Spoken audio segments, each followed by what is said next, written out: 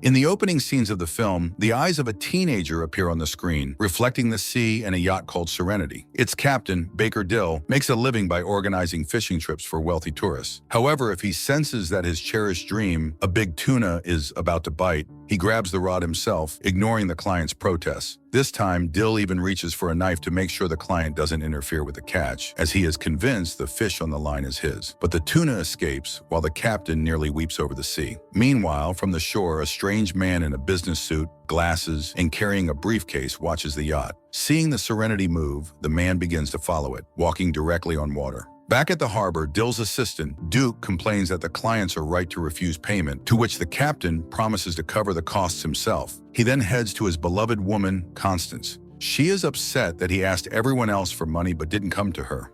Dill, however, inquires about her son Samson, who once brought him good luck. Unlike Duke, he even considers hiring the boy, hoping that this time the desired fish won't slip the hook. Later, Dill goes to a bar where the bartender, Jack, suggests giving the elusive tuna a name. Dill replies that it already has one, Justice.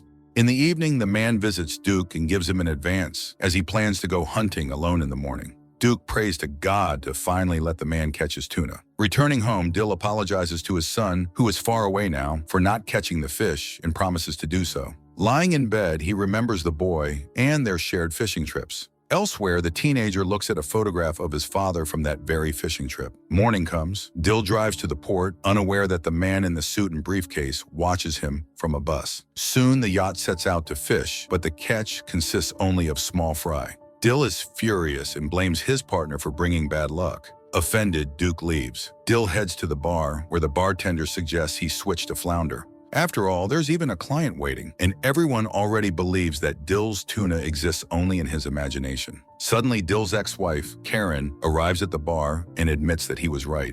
Dill agrees to speak with her in private and takes her to the yacht. Karen tells her ex-husband that all their friends knew he had been in Iraq and had earned many medals, but no one could say where he was now.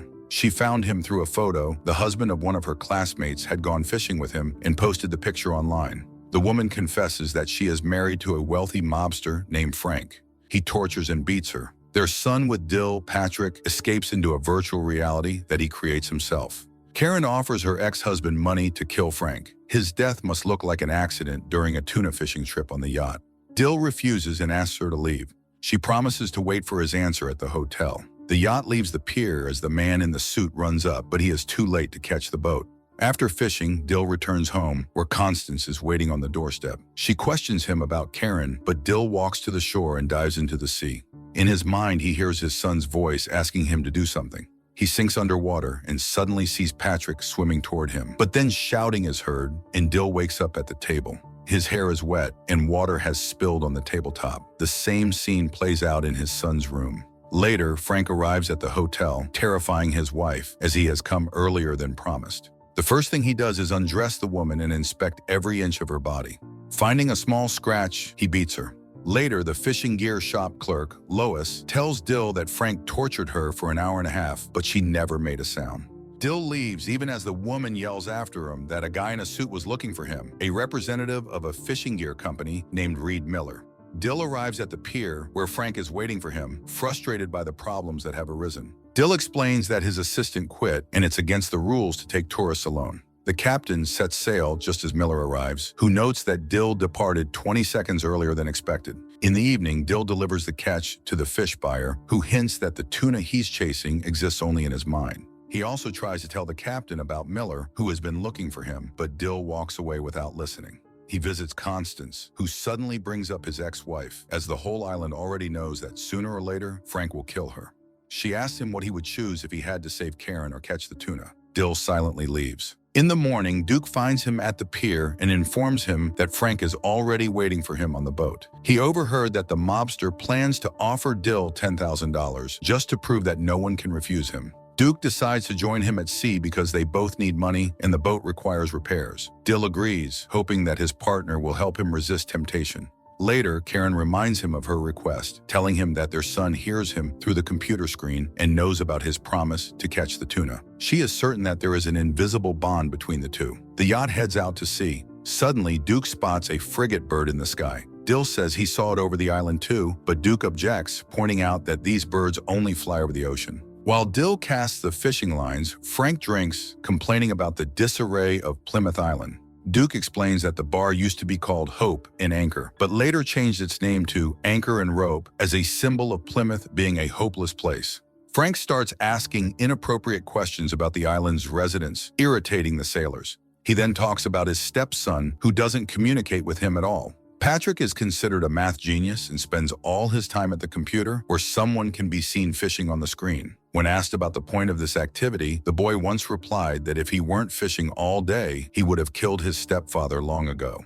Frank changes the subject when there's a bite, but it's not the tuna, it's a white shark. Dill tries to dissuade Frank from reeling it in, insisting that he only wanted the tuna, but Frank won't listen and nearly falls overboard. Later, the boat returns to shore with the catch, where Karen is waiting at the pier. Frank boasts about catching the shark and announces that he will go out to sea again the next day. Karen gives Dill money and continues to plead with him to kill the villain, adding that this is what their son wants as he craves justice. Duke figures everything out and asks his friend to tell him the truth. Dill admits that he went to war, and when he returned, Karen was already with Frank. The boy Frank talked about is his son. Duke advises his friend to keep fishing in his mind and not to kill anyone, no matter how bad they are. Dill goes to the yacht, but his son's voice keeps echoing in his head, begging his father to save him. Suddenly, Karen arrives and says that she has thought only of him all this time and still keeps the ring he gave her when she was 16. She again pleads with him to kill Frank.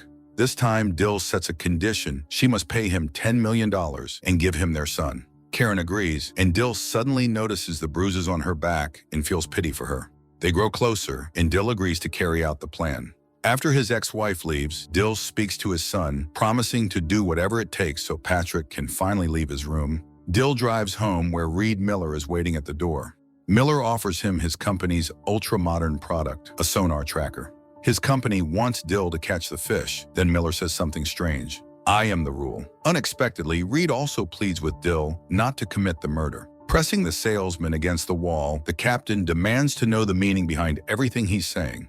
Reed admits that everything around them is a game, and he is merely playing his part in it. It's all being created by the designer, who is writing the code for one big game about Plymouth Island. When it was about catching the tuna, it wasn't so bad, but now the new game's purpose is to kill a man. Reed is troubled that the creator has changed the rules so drastically. In the morning, Dill wakes up, but despite his efforts, cannot rise before the alarm clock rings. Later, remembering Reed's words, he opens a world map. It turns out there's nothing on it but Plymouth Island. He dives into the sea, hearing a radio announcer's words in his head about how neural networks will soon replace many functions of the human brain.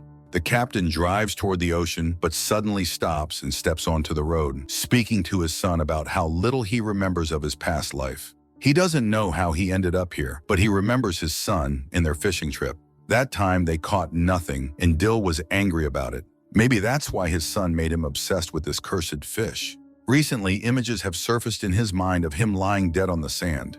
Suddenly, Constance's son, Samson, appears, the boy who was supposed to bring luck when fishing for the tuna. But now Dill refuses to take him along, knowing he's planning a murder and doesn't want witnesses. Dill drives off, but notices that the strange occurrences are multiplying. For example, he can't make his car move unless the traffic light turns green. Later, Lois gives Baker some bait for the tuna sent by Miller and advises him to make the right choice. Dill questions her about where they really are, but the woman merely advises him to finally catch that fish. Dill calls Miller's company, where they confirm that such an employee exists. The captain asks to convey his thanks and heads to the bar, where Jack also reminds him of the importance of rules. Meanwhile, Patrick, sitting in his room, hears his parents arguing and pulls out a knife. Karen wakes up to her son's scream and sees blood on Frank's side of the bed.